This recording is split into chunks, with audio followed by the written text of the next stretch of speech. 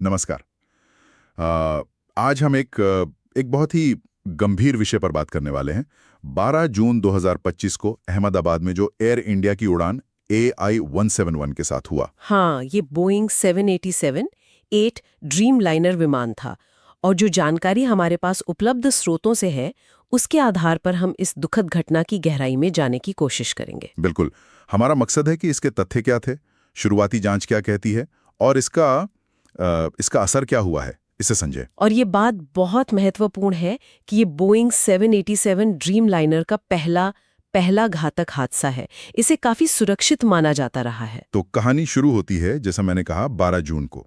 अहमदाबाद से London Gatwick जा रही थी ये flight AI-171, registration number VTANB। हाँ, दोपहर का वक्त था।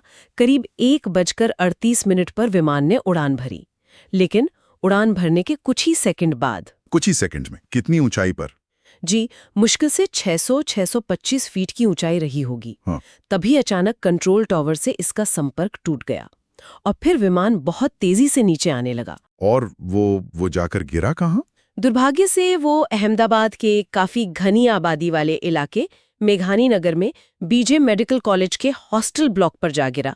टक्कर जाहिर है बहुत जबरदस्त थी। ओह, हॉस्टल पे? मतलब जमीन पर भी नुकसान हुआ होगा। हाँ, टक्कर के बाद आसपास की इमारतों में भी आग लग गई। ये बहुत ही भयानक मंजर था। विमान में कितने लोग थे, क्रू और यात्री मिलाकर? कुल 242 लोग सवार थे। इसमें 230 यात्री थे और 12 क्रू सदस्य। और क्या कोई बच पाया? ये शायद इस हादसे का सबसे चौंकाने वाला और थोड़ा चमत्कारी पहलू है। सिर्फ एक व्यक्ति जीवित बचे, 40 साल के विश्वेश कुमार रमेश। सिर्फ एक? 242 में से कैसे? हाँ, माना जा रहा है कि वो एक एग्जिट रो, मतलब आपातकालीन निकास द्वार के पास बैठे थे और शायद उसी रास्ते से वो बाहर निकल पाए। बाकी विमान में सवार सभी 241 लोगों की दुखद मृत्यु हो गई। ये तो अविश्वसनीय है। और जमीन पर क्या हुआ? हॉस्टल में और आसपास? जमीन पर भी भारी तबाही हुई। कम से कम 30 से 38 लोगों की जानें गईं और कई लोग घायल भी हुए। ये वाकई एक बहुस्तरीय आपदा थी। इस तरह के हादसे के बाद सबसे जरूरी होती है जांच। क्या जांच शुरू हो गई है? ब्लैक बॉक्स मिले? हाँ, बिल्कुल। जांच तुरंत शुरू हो गई थी और अच्छी बात यह है कि दोनों ब्लैक बॉक्स यानी फ्लाइट डेटा रिकॉर्डर और कॉकपिट वॉइस रिकॉर्डर मिल गए हैं। FDR 13 जून को मिला और CVR 15 जून को। ये तो बहुत जरूरी है। इन्हीं से पता चलेगा कि असल में हुआ क्या था। सही कहा। भारत की जो संस्था है AIIB यानी एयरक्राफ्ट एक्सीडेंट इन्वेस्टिगेशन ब्यूरो, वो इस जांच का नेतृत्व कर रही हैं। और इसमें अंतर्राष्ट्रीय मदद भी होगी शायद। बोइंग, इंजन बनाने वाली कंपनी। हाँ, बिल्कुल। UK, US के विशेषज्ञ, बोइंग के लोग और इंजन बनाने वाली कंपनी GE, ये सब मिलकर काम कर रहे हैं। ये एक जटिल जांच है। जांच में किन चीजों पर ध्यान दिया जा रहा है?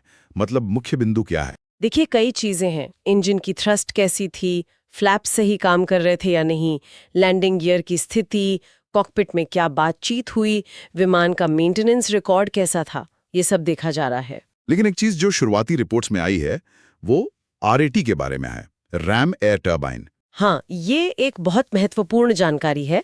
जांचकर्ताओं ने पाया कि विमान का RAT यानी रैम एयर टर्बाइन वो सक्रिय था, मतलब डिप्लॉयड था। ये RAT क्या होता है और इसका सक्रिय होना क्या बताता है? RAT एक छोटा इमरजेंसी पावर जनरेटर होता है।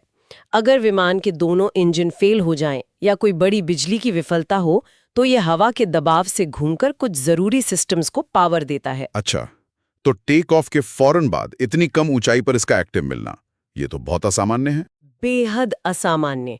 ये लगभग सीधे तौर पर इशारा करता है कि या तो दोनों इंजन एक साथ फेल हो गए या फिर विमान में कोई बहुत बड़ी कैटास्ट्रोफिक इलेक्ट्रिकल फेलियर हुई। टेक ऑफ के तुरंत बाद ऐसा होना, वो भी 787 जैसे विमान में, ये बहुत गंभीर है। यही बात इस हादसे को और ज्यादा चौंकाने वाला बना देती है। बोइंग 787 ड्रीमलाइनर, जिसे इतना सुरक्षित माना जाता था। बिल्कुल, ये इसका पहला घातक हादसा है और इसका असर भी फौरन दिखा। एयर इंडिया ने क्या कदम उठाए?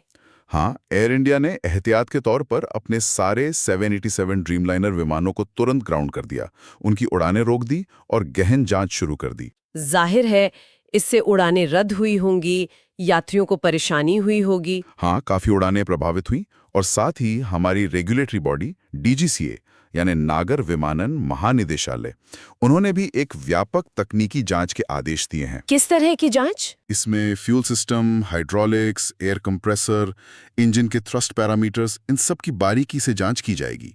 तो अगर हम संक्षेप में देखें अब तक की बातें, पहला, टेक ऑफ के फौरन बाद विमान ने कंट्रोल या पावर खो दिया, संभवतः दोनों इंजन फेल हुए।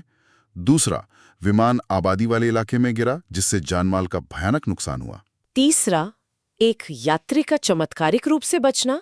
ये वाकई अविश्वसनीय है। चौथा, ब्लैक बॉक्स का डेटा, ये सबसे महत्वपूर्ण होगा सच जानने के लिए। और पांचवां, इसका वैश्विक असर।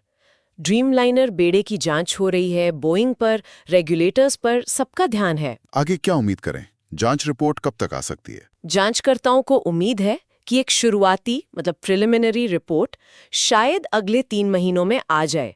अभी तो सारा ध्यान ब्लैक बॉक्स विश्लेषण, सेफ्टी ऑडिट्स और विमान के सिस्टम्स की फोरेंसिक जांच पर है। ये सब जानने के बाद एक सवाल मन में आता है, जब एक ऐसा विमान जिसे इतना आधुनिक, इतना सुरक्षित माना जाता है, वो इस तरह हादसे का शिकार होता है, हाँ, तो ये हमारी मौजूदा एविएशन टेक्नोलॉजी और सेफ्टी प्रोसीजर्स पर कितने गहरे सवाल खड़े करता है। क्या वाकई सुरक्षा के दावे उतने पुख्ता हैं? इस पर सोचना जरूरी है।